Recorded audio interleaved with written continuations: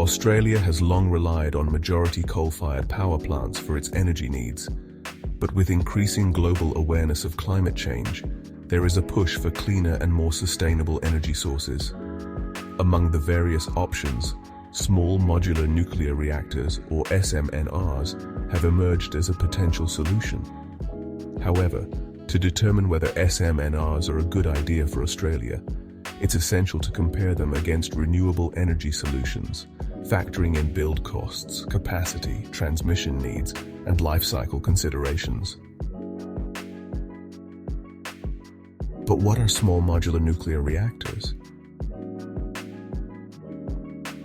Small modular nuclear reactors are a class of nuclear reactor designed to be smaller, safer, and more cost-effective compared to traditional reactors. Several types have been deployed or are under development globally. Let's look at the main types. Pressurized water reactors. These reactors are the most common, with an average footprint of 1 to 3 hectares per reactor. Examples include NuScale in USA and SMART in South Korea.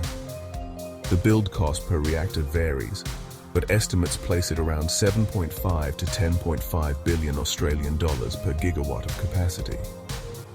Please note, costs decrease when deploying multiple units per site, with multi-reactor installations seeing a reduction in costs by 10 to 20%. Next is high-temperature gas-cooled reactors. These reactors, such as China's HTRPM, are designed for higher efficiency and better safety.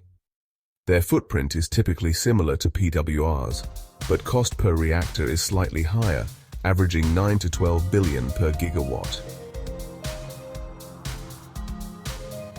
Molten salt reactors. Still mostly under development, these offer enhanced safety and efficiency by using liquid fuel, but their construction costs are still uncertain. Projections are around 11.5 billion Australian dollars per gigawatt. The last type is the fast neutron reactor.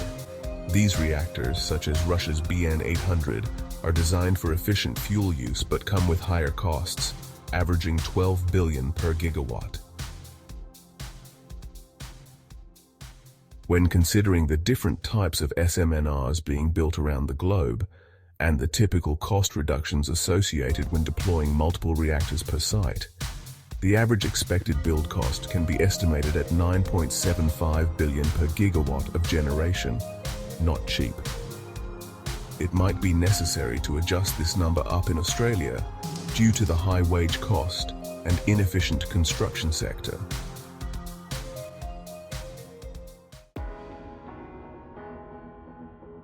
Australia's aging coal-fired power plants are nearing the end of their operational life.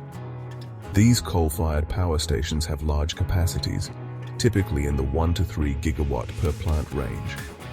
For SMNRs to replace these, multiple reactors may be required. For example, a coal plant with a 2 gigawatt capacity could be replaced by 2 1 gigawatt SMNRs or 4 500 megawatt SMNRs, depending on the specifics of that site. Potential replacement sites include Liddell Power Station in New South Wales and Hazelwood Power Station in Victoria. Liddell had a capacity of around 2 gigawatts before decommissioning. 2 small modular nuclear reactors of 1 gigawatt each could easily replace this capacity. Hazelwood produced around 1.6 gigawatts before closing. A combination of smaller SMNRs, such as 4 400 megawatt reactors, could provide the necessary replacement. Small modular nuclear reactors are particularly suited for replacing coal plants because they can be built on existing brownfield sites, reducing the need for additional transmission line infrastructure.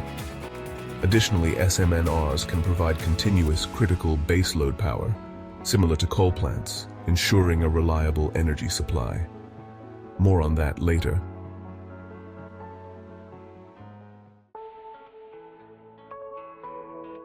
Renewable energy, specifically wind, solar, and batteries, is seen in Australia as a viable alternative to existing generation, but total replacement build cost calculations are not readily available.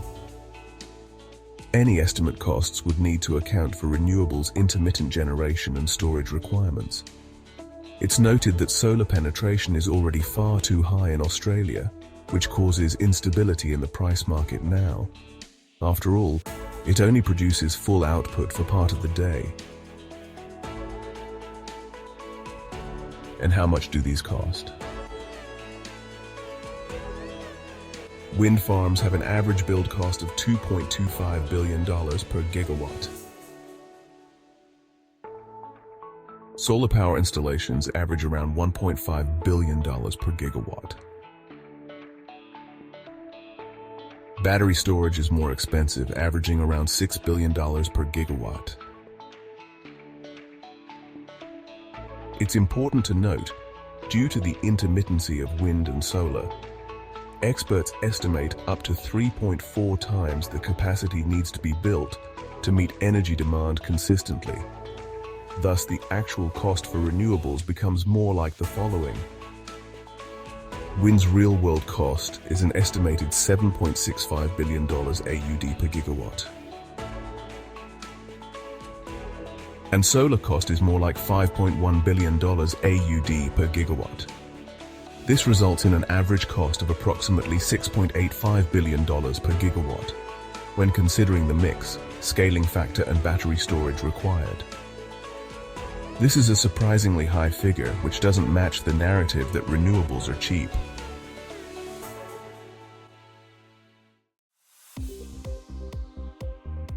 Renewable energy projects will require the expansion of transmission lines to connect renewables in remote areas to the existing grid.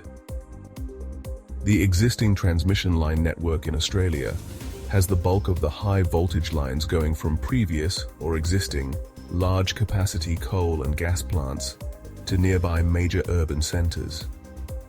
As the required renewable generation will need to be spread out over various regional areas, new high voltage network is required for a renewables only approach. Over the past 5 years, transmission line projects in Australia have cost around $2.36 million per megawatt, per kilometre transmission capacity. Adjusting for a loose 5% inflation, future costs are projected to be approximately $2.48 million per megawatt, per kilometre. This is a significant cost, and we can see already how this number could scale. The Australian Energy Market Operator has, very conservatively, estimated that 10,000 kilometres of new transmission lines will need to be built for migration to all renewable power. Even if we assumed that these lines were 5 megawatt capable, the extra transmission line cost to deploy all renewables, which we have had to estimate due to lack of available information, is a staggering $124 billion. Which isn't adjusted for the extra generation capacity requirement most experts suggest.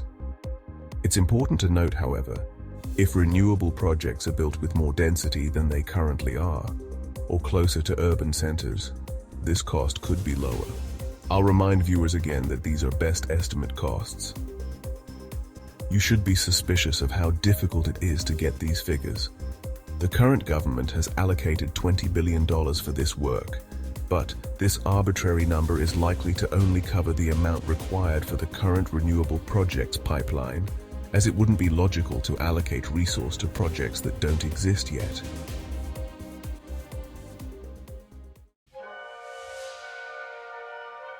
The expected life cycle of small modular nuclear reactors is around 60 years, with major refurbishments typically required every 30 years. There is current political narrative that this is actually 80 years, but as that seems unreasonable for this comparison, and would dramatically skew the cost comparison positively towards nuclear, we've used the more conservative number of 60 years for SMNR life cycle. Wind turbines have an understood life cycle of around 25 years.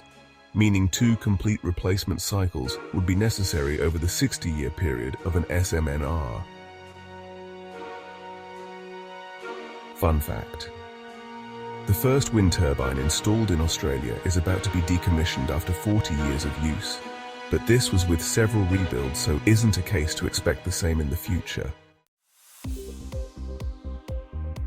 For a small modular nuclear reactor, built on existing brownfield site, for a 1 gigawatt reactor, the build cost is estimated at $9.75 billion. Spread over 60 years, this amounts to an annual cost of approximately $162.5 million. We assume no new transmission line cost here. The renewable build.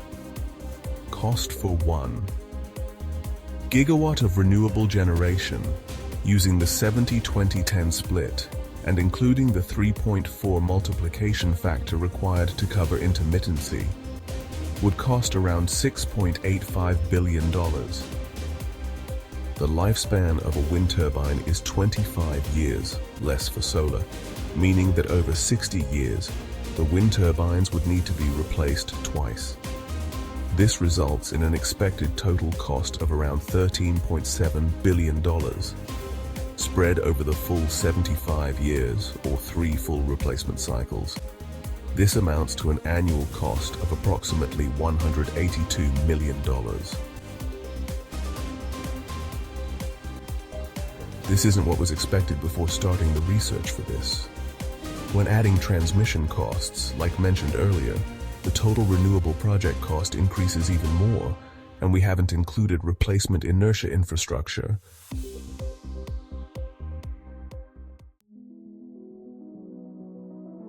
This all sounds very gloomy for Australian energy consumers. Based on the above comparison, small modular nuclear reactors appear to have a lower build cost per year over their life cycle compared to renewables, especially when accounting for the need to replace wind turbines twice over 60 years and the additional transmission line costs required for renewable projects. While renewables, if deployed in a targeted manner, can be beneficial for Australia's carbon-neutral energy future, small modular nuclear reactors offer a plausibly more cost-effective solution for replacing coal plants for critical baseload power generation, especially when you consider the reduction in expensive transmission lines required for an all-renewables approach.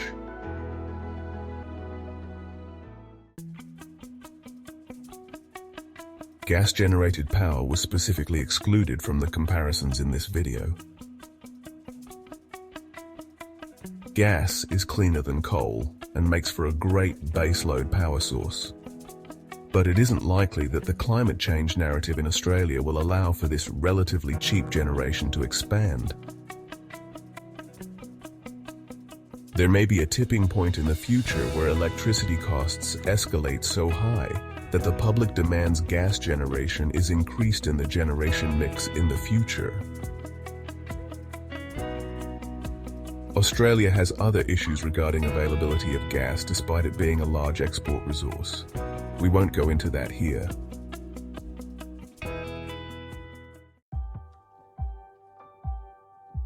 Thanks for considering this idea. We'd love to hear what you think in the comments. Also, please hit the like button if you found this helpful. One last disclaimer. The running and waste storage costs of different electricity generation has been excluded from this comparison, as they are considered minimal compared to the significant build costs of the infrastructure.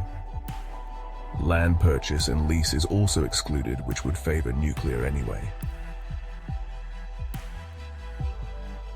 All information and numbers used in this video was gathered from publicly available sources, and any calculation using estimates were outlined as such. Thanks for watching.